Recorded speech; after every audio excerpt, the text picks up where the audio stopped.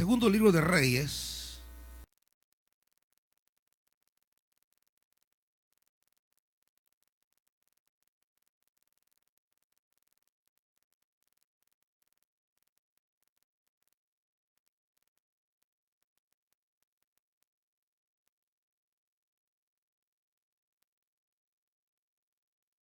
capítulo 1.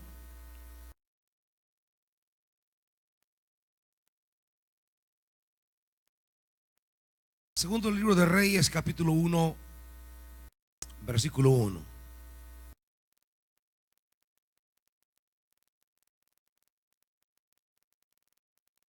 Después de la muerte de Acab, la nación de Moab se rebeló contra Israel. Ocosías, que se había herido al caerse por la ventana del piso superior de su palacio en Samaria, despachó a unos mensajeros con este encargo: vayan y consulten a Baal-Zebú, dios de Ecrón, para saber si voy a recuperarme de estas heridas. Pero el ángel del Señor le dijo a Elías el tisbita: levántate y sal al encuentro de los mensajeros del rey de Samaria y diles: ¿y ustedes por qué van a consultar a Baal-Zebú, dios de Ecrón? ¿Acaso no hay Dios en Israel? Pues bien, así dice el Señor: ya no te levantarás de tu lecho de enfermo, sino que ciertamente morirás. Versículo 15. El ángel del Señor le ordenó a Elías: baja con él, no le tengas miedo. Así que Elías se levantó y bajó con el oficial para ver al rey, a quien le dijo: así dice el Señor, enviaste mensajeros a consultar a Baal-Zebú, dios de Ecrón. ¿Acaso no hay Dios en Israel a quien puedas consultar? Puesto que has actuado así, ya no te levantarás de tu lecho, sino que ciertamente morirás. Así fue como murió el rey, según la palabra que el Señor había anunciado por medio de Elías. Como Ocosías no llegó a tener hijos, Joram lo sucedió en el trono. Padre, queremos pedirte en esta hora, amado Dios, que tu bondad y tu misericordia se muestre abundante una vez más para con nuestras vidas, y puedas rescatarnos de equivocaciones y opciones torcidas al enviar tu buena palabra a nuestra vida. Tu palabra, Señor, es nuestra salvación. Tu palabra es lo que puede impedir opciones equivocadas. Tu palabra, Dios, es la que puede evitar que nuestros días sean cortos sobre la tierra. Padre, háblanos. Te lo pedimos en el glorioso nombre de tu amado Hijo Jesús. Amén. Siéntense, hermanitos.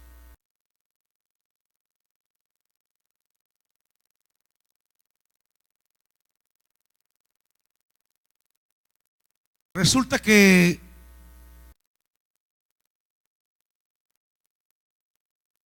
Ocosías, en la acción que realiza, lo que pretendía era tratar de prolongar sus días sobre la tierra. Sin embargo, al realizar equivocadamente tal acción, lo que hizo fue acortar sus días sobre la tierra. Arreglen esto, dijo que tiene un falso. Los monitores, no sé dónde está el falso. Pregunté si habían arreglado esto o no.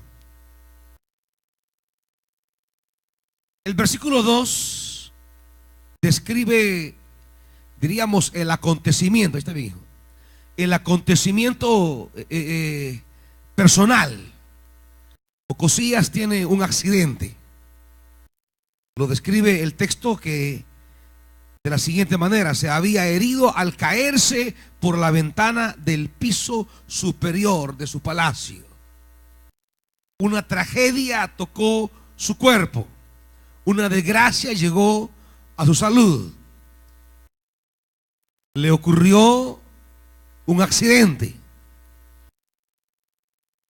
y este había tenido consecuencias, estaba herido.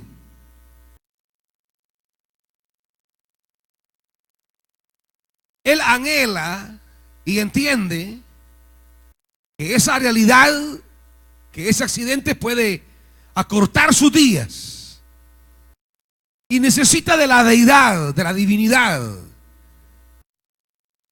Busca ayuda externa en el mundo de los dioses, pero se equivoca grandemente respecto a qué tipo de Dios es al que él va a acudir.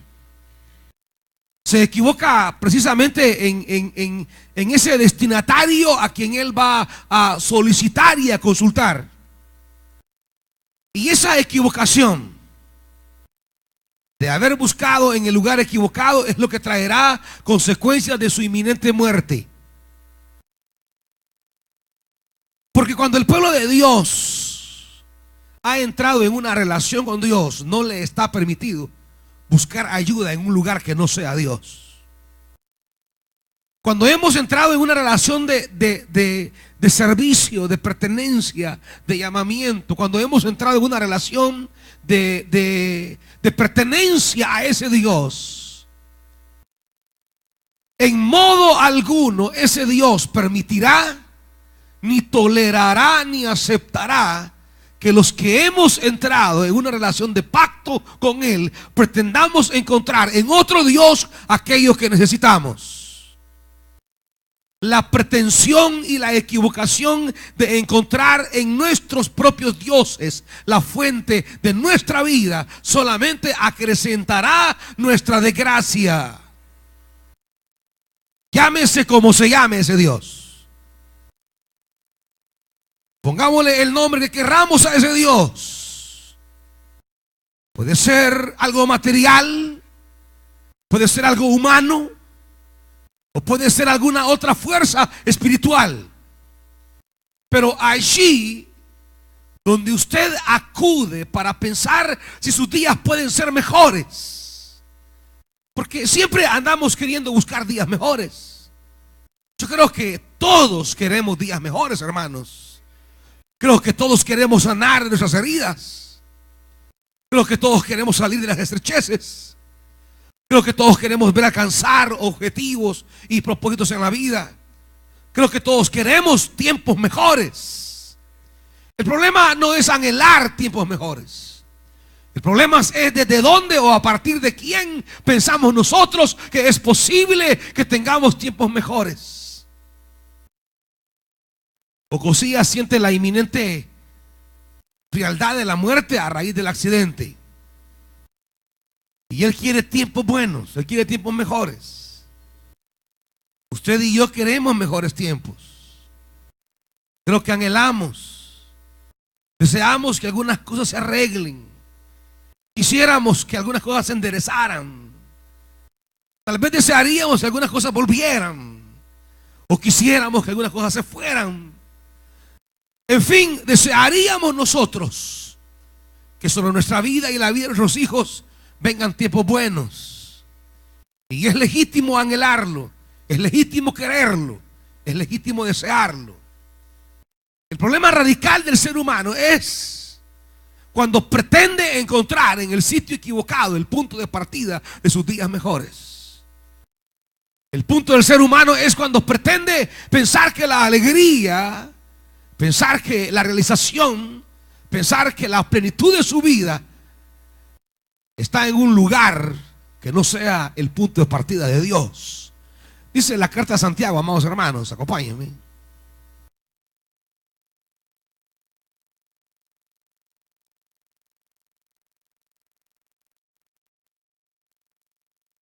Capítulo 4 de la carta a Santiago.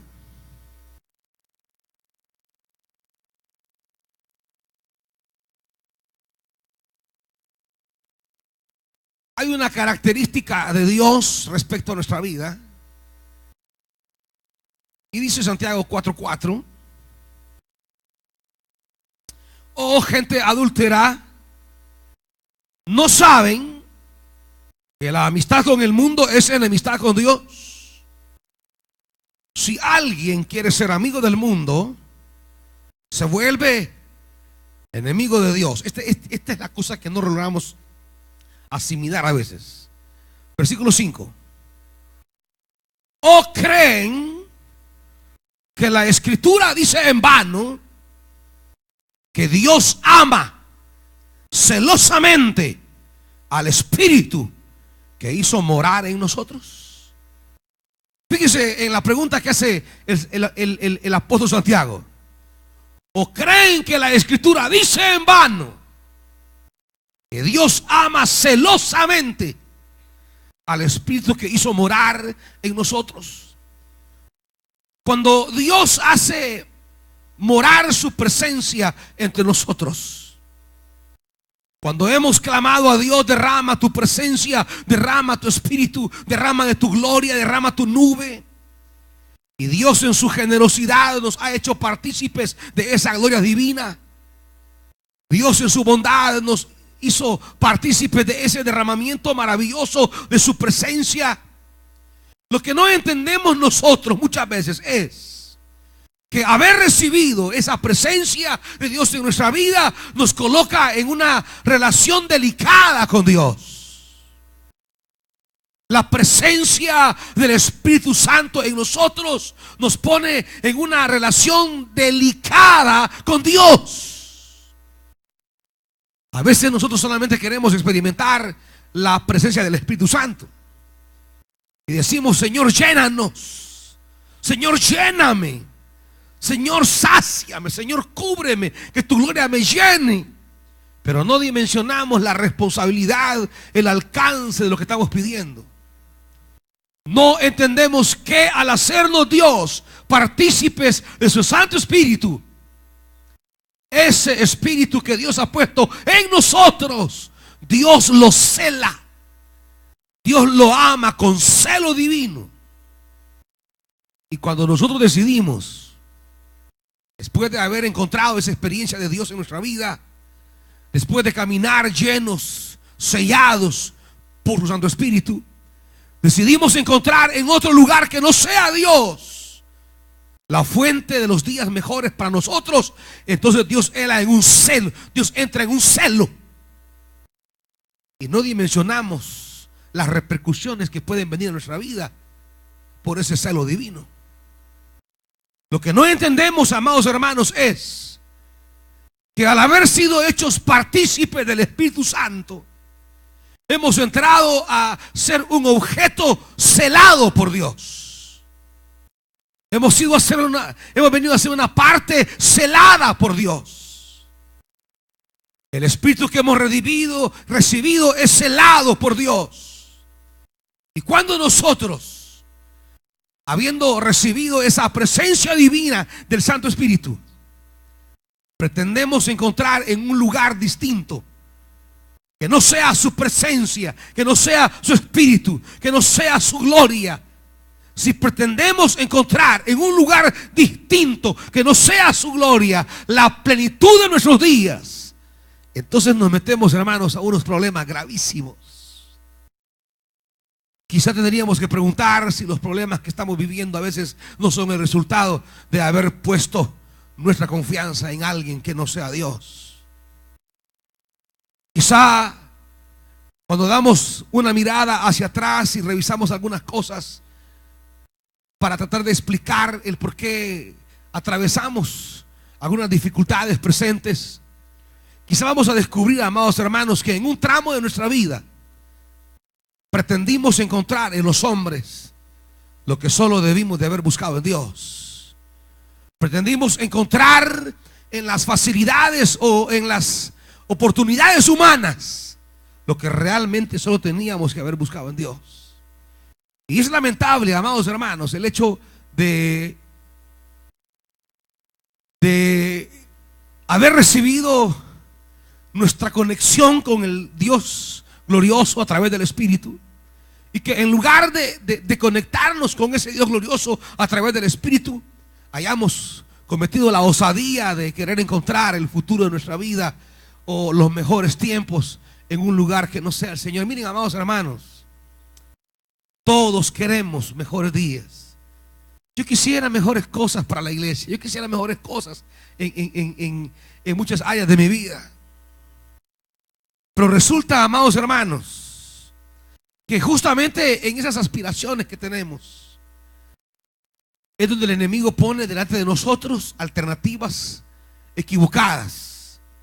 Justamente es ahí donde el enemigo se aprovecha de las aspiraciones nuestras para poner delante de nosotros caminos que en apariencia son fáciles, pero a veces traen consecuencias nefastas. Y Dios no va a tolerar que su pueblo, bañado con su Santo Espíritu, pretenda encontrar los mejores días de su vida en un lugar que no sea su sola presencia, amados hermanos. Dios no va a permitir. Y esto será el reclamo profundo que Dios le hará a Ocosías. Haber buscado tu sanidad en el lugar equivocado te costará la muerte. No es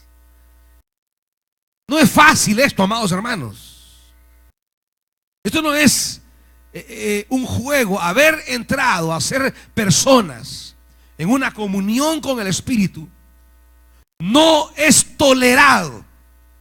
Dios no tolera que, habiendo entrado en una relación con Él a través de su Espíritu, ahora querramos encontrar en los hombres lo que solamente Él puede darnos. Por eso dice el profeta Isaías, acompáñenme, hermanito. Leíamos este pasaje un día de estos, Isaías 30. Es lamentable, amados hermanos, y trágico el querer encontrar en los hombres lo que solamente hay en Dios. Isaías 30 dice, hermanos, versículo 1: el Señor ha dictado esta sentencia. Hay una sentencia de Dios. Y es lo que nos cuesta entender. La primera verdad que quiero que usted asimile en esta hora, hermanito, es usted que ha entrado en una relación con Dios por medio de su Santo Espíritu. Dios no tolerará que usted pretenda buscar en los hombres lo que solamente hay en Él. Porque no somos una asociación religiosa meramente. Somos el pueblo de Dios. Somos la comunidad del Espíritu. Somos el cuerpo de Cristo. Es decir, por el Espíritu hemos entrado en una relación especial con Dios. Y si Él nos ha hecho posible a través del Espíritu que nos conectemos con su presencia, entonces no tolerará que nosotros, los que hemos sido conectados con Él por el Espíritu, pretendamos encontrar en los hombres los anhelos más profundos que tenemos en el corazón. Por eso dice, hay una sentencia. Ay de los hijos rebeldes, porque para Dios eso somos. Es un acto de rebeldía que usted quiere encontrar en el hombre, en la mujer, en el hijo, en el trabajo, en el negocio, en los estudios, la plenitud de su vida. Es un acto de rebeldía. Para Dios es rebeldía que usted quiera encontrar en lo humano lo que solamente hay en Él. Ay de los hijos rebeldes que ejecutan planes que no son míos y que hacen alianzas contrarias a mi espíritu. ¿Qué es lo que ocasionamos cuando andamos buscando en el lugar equivocado lo que solamente hallamos en Dios, hermano? Lo que dice el versículo 1 al final. ¿Cuál es la consecuencia? Lo que hacemos es amontonar pecado sobre pecado. Y aquí tenemos una idea del pecado que normalmente no la concebimos. Para Dios es pecado pretender encontrar en los hombres lo que solamente se halla en Dios, hermanitos. A veces pensamos que los pecados van a ser aquellas cosas escandalosas o aquellas cosas tenebrosas. Para el profeta es una ofensa contra Dios que, habiendo entrado en comunión con Dios por el Espíritu, querramos encontrar en esfuerzos humanos meramente la plenitud de nuestra vida. No tolera, no permite Dios alianzas o que emprendamos proyectos amparados en esfuerzos humanos. Dice Jeremías, capítulo 17,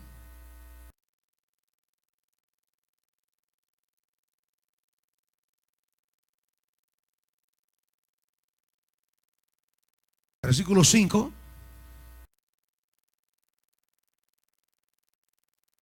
Así dice el Señor. ¿Qué dice el Señor, hermanitos? Maldito el hombre que confía en el hombre. Maldito el que se apoya en su propia fuerza y aparta su corazón del Señor. El que confía en el hombre diciendo es que yo tengo alguien que conozco. Es que fulano de tal me ha dicho. Es que estoy confiando en la promesa que me dijo Mengano. Es que yo sé que mi compadre no me dejará perder. O se apoya en su propia fuerza, su propia capacidad. Cuando vamos creyendo que nos basta nuestra propia capacidad para salir adelante, la consecuencia es que apartamos el corazón del Señor. ¿Y en qué miramos que hemos apartado el corazón al Señor? Es la pregunta. ¿Cómo puedo yo discernir que he iniciado una vida confiando en el hombre o confiando en mis fuerzas? ¿Cómo puedo percatarme? ¿Cómo pudiera yo discernir, comprender, mirar que llevo una vida que se ha apartado de su corazón de Dios? ¿En qué puedo yo notar? ¿En qué puedo fijarme? ¿Cómo puedo contemplar? ¿Cómo puedo percibir que mi corazón se ha apartado de confiar en Dios? Sencillo. Solo analice el tiempo que pasa sola con Dios. Solamente mire cuánto está sirviendo a Dios. Solamente véase a sí mismo y pregúntese cuánto le estoy dando yo a Dios de mí. Porque cuando llevamos una vida sobre la tierra confiado en nosotros o confiando en otros y el corazón se ha apartado de Dios, pues ya no hay realmente un anhelo por vivir apegado a su corazón. No hay una preocupación por agradar a Dios. Se ha enfriado en nosotros el anhelo de servirle. Nos hemos alejado de esa preocupación de decirle a Dios: yo quiero agradarte, yo quiero complacerte. Y lo que hay es una frialdad en las relaciones. No hay la más mínima preocupación de querer complacer a Dios. Yo no le estoy preguntando si usted quiere hacer desagradar a Dios, porque si nos preguntamos, yo quiero desagradar a Dios, todos diríamos, no, nadie lo quiere desagradar. Estaríamos locos si nos preguntamos, quiero desagradar a Dios, y respondo sí. El tema no es si quiero desagradar a Dios, el tema es, quiero agradarlo. Desagradarlo yo sé que nadie quiere, pero agradarlo, desagradarlo es Una pregunta que por lógica diríamos: no, yo no quiero desagradarlo. Pero agradarlo es otra cosa. Quiero yo agradar a Dios implica ser partícipe de una serie de acciones, de iniciativas de parte nuestra que quieren complacer a Dios. Y es ahí donde, al estudiar la individualidad nuestra, ver su tiempo, sus energías, sus recursos, ¿cuánto de usted está brotando hacia Dios? ¿Tiene tiempo para servir a Dios? Mucha gente dice: es que mira, que no me alcanza el tiempo. Ah, pero le alcanza el tiempo para andar en las fiestas de agosto. Sí, le alcanza el tiempo para subir a la Chicago. Es que mire, dice que no tengo tiempo. Pero le alcanza el tiempo para andar en las fiestas patronales.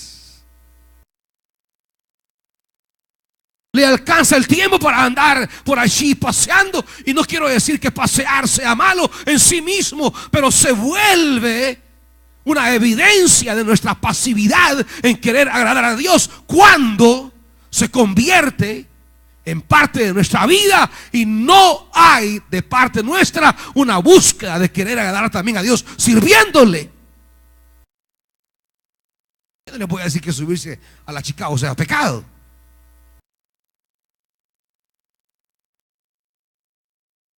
Yo no le voy a decir que subirse a la voladora sea pecado.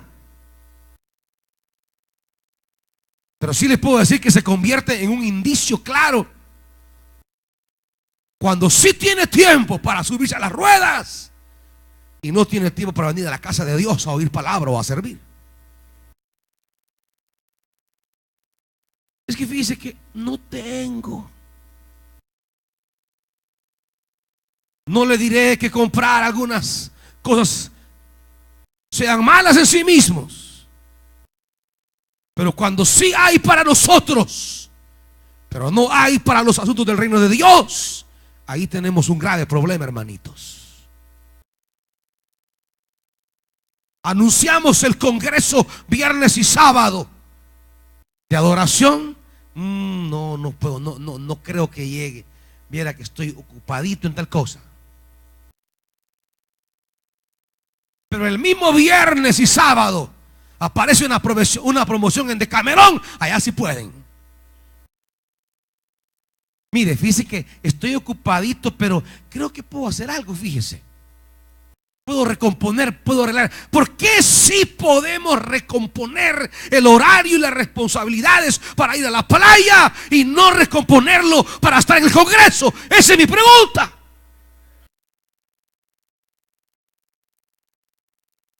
¿Por qué para los placeres personales sí podemos arreglar el trabajo, la familia? Mire, está malito el niño, pero podemos hacer una excepción. De eso es que estamos hablando. De eso es el celo de Dios. ¿Por qué sí estamos dispuestos a hacer más allá, un poco más allá? Cuando tiene que ver con asuntos terrenos, no podemos hacer más nada cuando tiene que ver con los asuntos celestiales.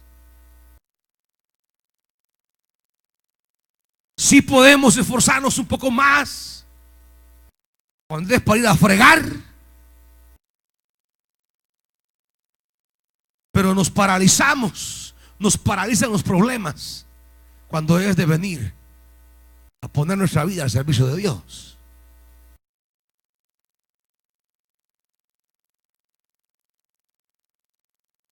Hasta permiso piden en los trabajos. Pero mire, pero va a ser sin goce de sueldo. No importa, no importa. Que sea sin goce de sueldo, no importa. Pero vale la pena estar allá en la playa, panza arriba. Y si para estar panza arriba, si puede pedir permiso sin goce de sueldo, ¿por qué para los asuntos de Dios no puede? Ahí magnificamos. No, es que mire, mi jefe es bien enojado, fíjese. Es que la jefa usted no la conoce.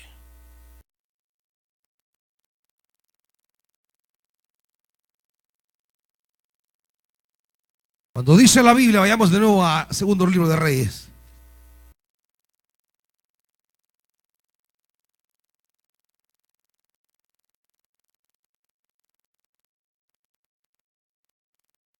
Y sabe, quiero decirle que quizás el problema más grave de Ocosías no fue buscar en el lugar equivocado. Fíjese bien, con todo y todo, ese no fue el problema más grande. El mayor problema no fue haber pretendido encontrar los mejores días de su vida en el dios de Ecrón, Baal-Zebú, y no en Jehová. Aún eso no fue el peor pecado. Por eso decía, allá van amontonando pecado sobre pecado, pecado sobre pecado. El problema mayor de Ocosías fue que, habiendo recibido la palabra de Dios que lo invitaba a reflexionar, que lo invitaba a volverse, que lo invitaba a arrepentirse, lo que hizo fue despertar su cólera y querer matar al mensajero. Dice, cuando le dice Elías, ya no te levantarás, versículo 5. Y cuando los mensajeros regresaron, el rey le preguntó, hey, ¿cómo? ¿Ya están de regreso? Ellos respondieron, es que un hombre nos salió al encuentro y nos dijo que regresáramos al rey que nos había enviado y dijéramos, así dice el Señor, ¿por qué mandas a consultar a Baal-Zebú, dios de Ecrón? ¿Acaso no hay Dios en Israel? Pues bien, ya no te levantarás de tu lecho de enfermo, sino que ciertamente morirás. Y el rey le preguntó qué aspecto tenía el hombre que le salió al encuentro, y les habló de ese modo. Y ellos contestaron, llevaba puesto un manto de piel y tenía un cinturón de cuero atado a la cintura. Contestaron ellos, ah, ya sé quién es este, dijo. Era Elías el Tisbita, exclamó el rey. Pero no creas que lo está diciendo con una actitud de decir, ah, es el hombre de Dios que me está hablando. Ah, es el siervo de Dios que me está hablando. Vayan a traerlo para que yo pueda recibir la palabra. No, no. El mayor pecado de Ocosías es que, habiendo equivocado el punto de partida donde quiere encontrar su bendición en Baal-Zebú y no en Jehová, Dios le advierte, le envía una palabra de reprimenda. Y claro, la palabra que viene a cuestionar las decisiones que he tomado, las opciones que he hecho, no nos gusta. La palabra que viene a sancionar que hemos tomado alianzas contrarias al Espíritu. La palabra que viene a recriminarnos que hemos tomado el camino equivocado delante de Dios, no nos gusta. La palabra que nos viene a decir que la relación que hemos establecido no es agradable a Dios, no me gusta. La palabra que llega para cuestionar el camino que hemos tomado no me agrada. Y este es el mayor de los problemas. Porque pudimos haber pecado, amados hermanos, tomando el camino equivocado. Mas si la palabra de Dios llega para recriminarme, para exhortarme, para llamarme, y el corazón se humilla y busca al Señor, hay esperanza. Si el corazón se humilla, hay esperanza. Pero claro, corazones humillados ante la palabra que recrimina es escaso. Es Elías el Tisbita, dijo, y enseguida envió a un oficial con 50 soldados a buscarlo. El oficial fue y encontró a Elías sentado en la cima de un monte. Pero ¿a buscarlo para qué? ¿Qué cree usted que Ocosías quería hacer con aquel que había sentenciado a la muerte de su padre y su madre? ¿Qué cree usted que sería el resultado para Ocosías. Después que Acab y Jezabel, sus padres, habían caído sentenciados bajo la palabra del profeta. Qué respeto, qué amor podría haber existido en Ocosías por Elías si sus padres habían muerto a consecuencia de la sentencia de la palabra que Dios había dado en la boca del profeta. Y ahora no le bastaba a Elías sentenciar a sus padres con la palabra profética, sino que ahora él mismo también entra en ese camino. Pero miren, amados hermanos, cuando la palabra de Dios llega, aún para sentenciarnos, hay esperanza. Aun cuando la palabra diga, como a Ezequías, prepárate porque vas a morir, pon en orden tu casa porque vas a morir, pon en orden tu casa porque es sentenciado. Aún esa palabra es de esperanza, porque es Dios advirtiéndonos. Y si hacemos como Ezequías, de volver la mirada a Dios, volver el rostro a Dios, examinar los caminos y decir, hombre, verdaderamente yo estoy tomando el camino equivocado. Verdaderamente yo estoy pretendiendo encontrar la felicidad, la paz, la realización en el sendero que no es.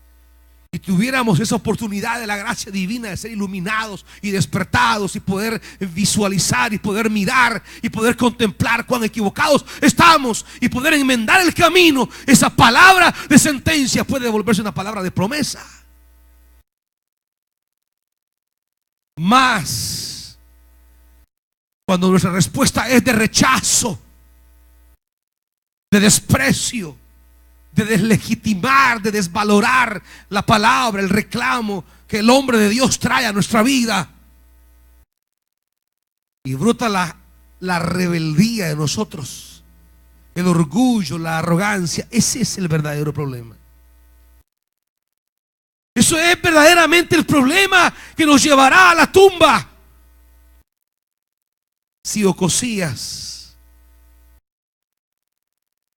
se hubiese puesto a pensar, es que, hermanos, solo es de pensar nada más, solo es de reflexionar nada más. Si Ocosías se siente en su cama y dice, voy a meditar sobre la palabra que he recibido este hombre que me cae mal, que no me gusta la palabra que me ha dado, pero voy a meditar. Este hombre ha hablado ya en el pasado. Sí, ha hablado en el pasado. Este hombre le habló a mi padre. Sí, le habló a mi padre. Este hombre le habló a mi madre. Sí, le habló a mi madre. Tengo referencias pasadas ya de la palabra de este hombre. Dios ha usado a este hombre Elías. ¿Sí o no? ¿Cómo han terminado las personas que rechazaron la palabra que este hombre ha dado? ¿Cómo terminaron los profetas de Baal? ¿Cómo terminaron los profetas de Acera? ¿Cómo terminó mi padre? ¿Cómo terminó mi madre? Solo bastaba revisar la historia de aquellos que habían escuchado la palabra del profeta para decir, hombre, me cae mal este hombre, pero en realidad estaba hablando la palabra de Dios. La palabra que Dios hizo que mi padre muriera en la guerra. La palabra de Dios fue que hizo que mi madre se la comieran los perros al borde de al filo, al pie de la montaña, de la ventana.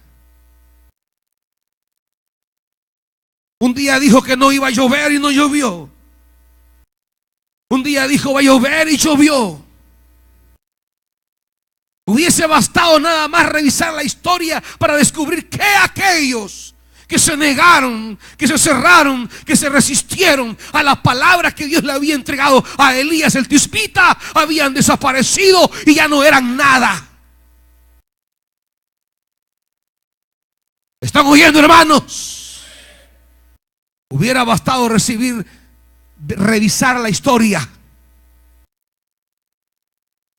Hubiera bastado revisar la historia. ¿Dónde están aquellos que, habiendo recibido la palabra en boca de este hombre de Dios, dónde han terminado? ¿Dónde se encuentran? ¿Cómo están? Y ahora me toca a mí. Estoy ante el mismo hombre y la misma palabra. Era cosa de revisar la historia, hermanos, de meditar nada más, de revisar. Pero no lo hacemos. No lo queremos hacer. No nos gusta que cuestionen nuestras decisiones. No nos gusta que la palabra cuestione el camino que hemos tomado. Nos sentimos seguros de nuestra capacidad para tomar decisiones. Nos sentimos conforme con nuestra capacidad para tomar decisiones. Creemos que es posible salir adelante sin querer agradar a Dios en lo que Dios quiere que yo haga para que a Él le agrade. Ocosías tuvo la oportunidad. La palabra era sentencia, pero era esperanza. Porque la Biblia dice, Job,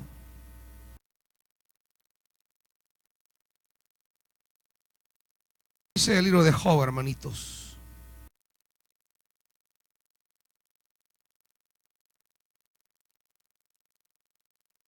capítulo 11.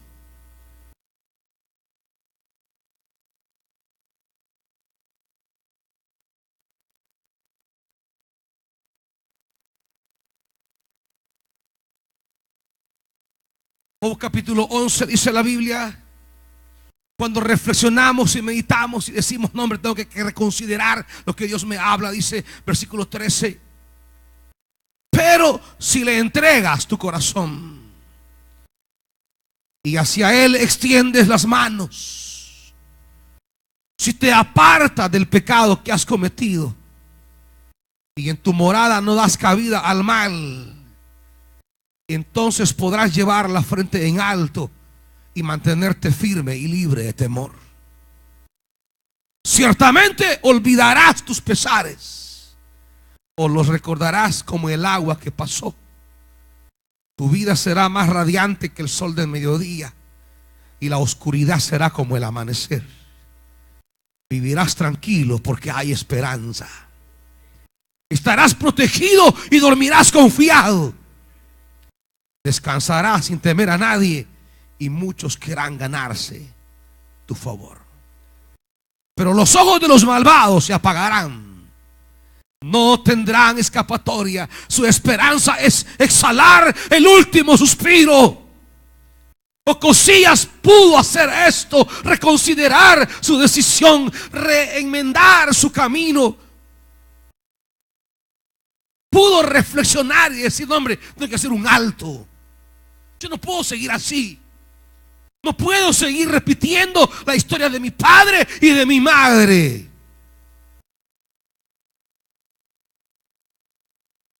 No puedo terminar como ellos han terminado. Yo debo cambiar el rumbo.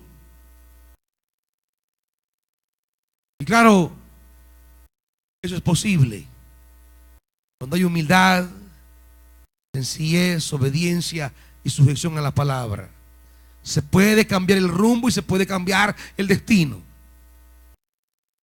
Pero cuando nos encerramos en que yo sé lo que estoy haciendo, a mí nadie me diga nada. Ya tengo 19 años. Gran cosa.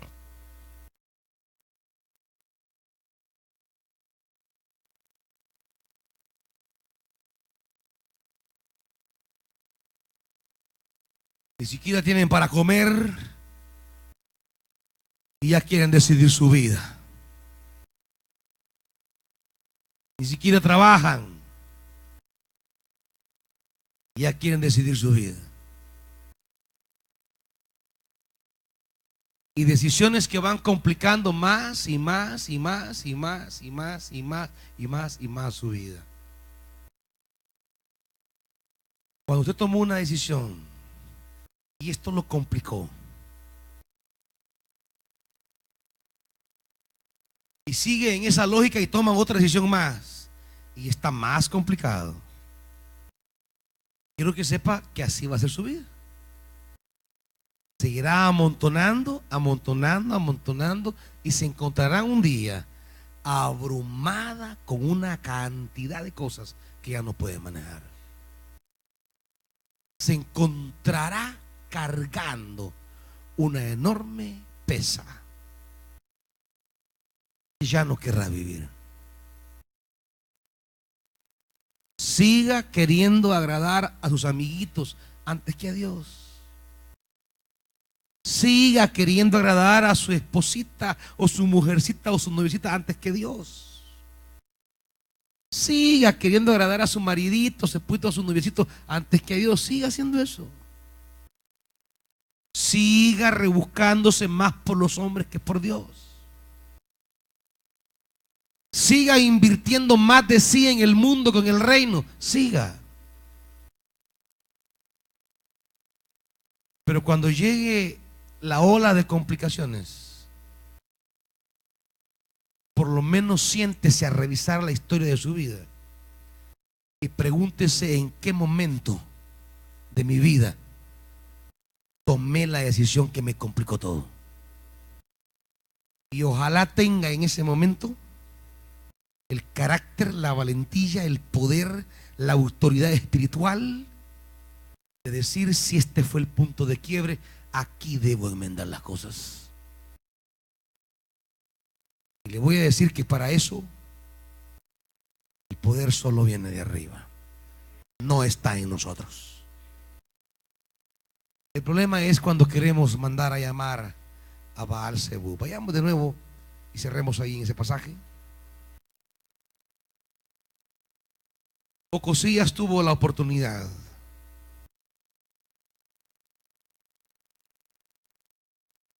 al final, versículo 17. Al final se sentencia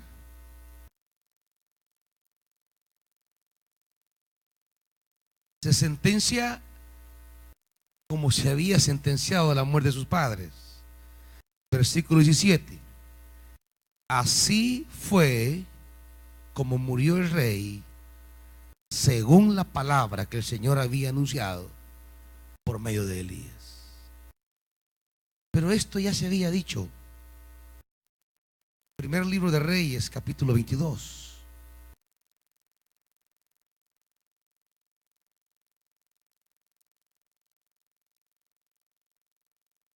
Su padre Acab, solo denle nada más vuelta a la página, nada más, hacia atrás, una hojita nada más. 22, 37.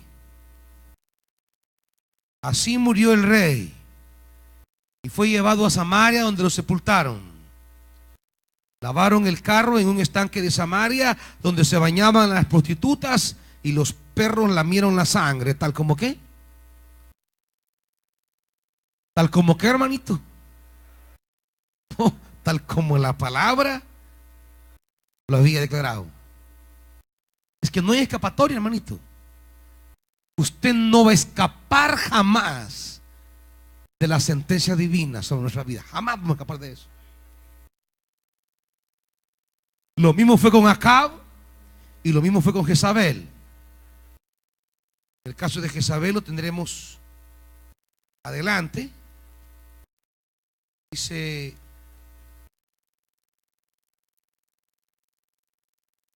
capítulo 9.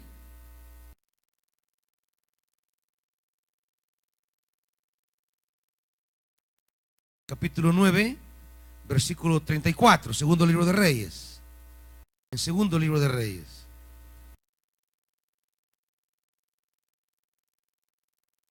Luego Jehú se sentó a comer y a beber y dio esta orden: ocúpense de esa maldita mujer, denle sepultura, pues era hija de un rey.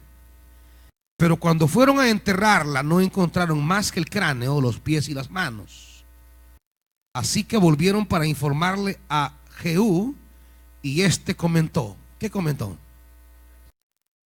Se ha cumplido la palabra que el Señor dio a conocer por medio de su siervo Elías el Tisbita, que dijo: en el camino de Jezreel los perros se comerán a Jezabel. Es que la palabra se va a cumplir, hermanito. O sea, eso no lo dude. Y sabe una cosa, así como nadie puede detener una palabra de promesa para el hombre y la mujer que honra, ama y agrada a Dios, nadie puede impedir que se cumpla la promesa para una sierva y para un siervo. Así tampoco nadie puede evadir la sentencia de la palabra de Dios cuando ésta viene para decretar juicio a nuestra vida. Nadie la puede evadir. Si quiere, váyase a la China, allá le va a alcanzar. Váyase para África, allá le va a alcanzar. Váyase para la Antártida, allá le va a llegar. Vaya donde vaya. Y nuestra vida decidió buscar un camino diferente al camino de Dios, la sentencia de la palabra siempre va a llegar hasta ahí. Nadie puede escapar al veredicto de la palabra de Dios. Nadie se crea tan vivo o capaz que puede evadir las consecuencias de una vida que ha olvidado al Señor. Pónganse de pie, amados hermanos.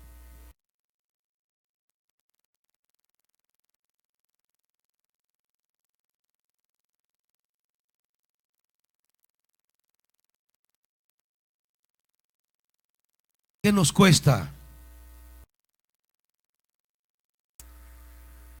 ¿Qué nos cuesta, hermanitos, en la hora de la sentencia divina humillarnos? ¿Qué nos cuesta? ¿Qué nos cuesta revisar las cosas que hemos decidido? ¿Qué nos cuesta reconsiderar los caminos que hemos tomado? Y a veces nos empecinamos, aún viendo la palabra efectiva de Dios, nos empecinamos a querer seguir el camino de Acab, a querer seguir el camino de Jezabel.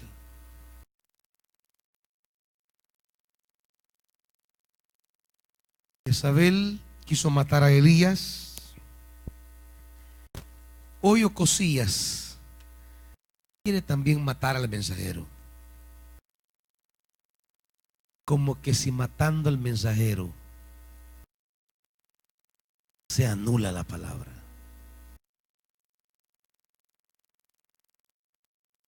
Yo sé, hermanitos, que todos queremos que a nuestra vida llegue en tiempos mejores.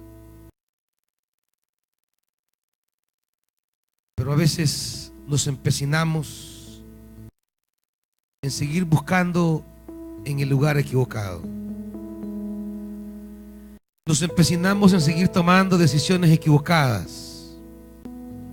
Y una nos lleva a la otra, y otra a la otra, y otra a la otra, hasta que terminamos en un estado de rebeldía ya para con Dios. De repente nos encontramos ya luchando contra Dios y su proyecto.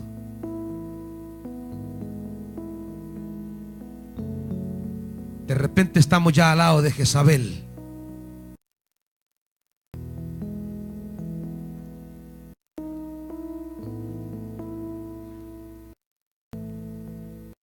Por eso dice el apóstol a la iglesia de Asia Menor en Apocalipsis: has permitido que Jezabel te engañe. ¿Por qué?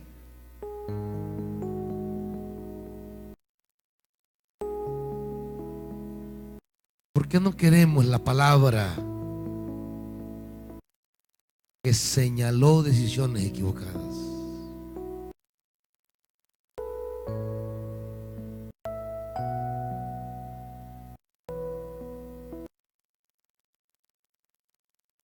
¿Sabe que aún Acab, un día Acab recibió una palabra de Dios de juicio? Y dice la Biblia que Acab lloró y ayunó y se fue ante Dios triste.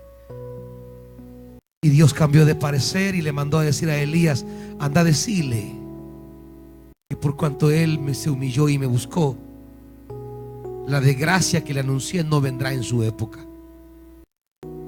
Dios cambia de parecer cuando ve nuestra humillación.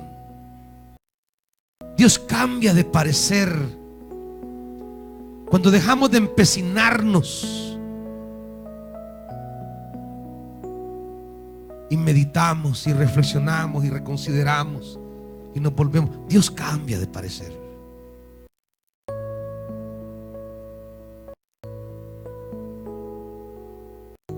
Esa es la maravilla de la palabra cuando llega. Que llega a invitarnos a volver, a replantear, a reconsiderar. Porque nuestra conversión hace reconsiderar las sentencias divinas. Nuestro volvernos al Señor hace reconsiderar las sentencias de Dios. Si esta mañana alguien quiere reconciliarse con Dios o entregarle su vida al Señor, este es el momento de venir delante del Señor, de reconciliarse con Dios. Si oyeres hoy su voz, dice la palabra, no endurezcáis el corazón. Y usted, amado hermano, amada hermana, que a veces estamos en el camino de Dios, pero que en un momento dado nos empecinamos. Dios le bendiga, hermano, adelante. Dios le bendiga, hermana, adelante. La paz para la familia, lo que anhelamos para el hogar, no está en otro lugar sino en amar y servir al Señor. Amar su reino, amar su servicio, amar su obra.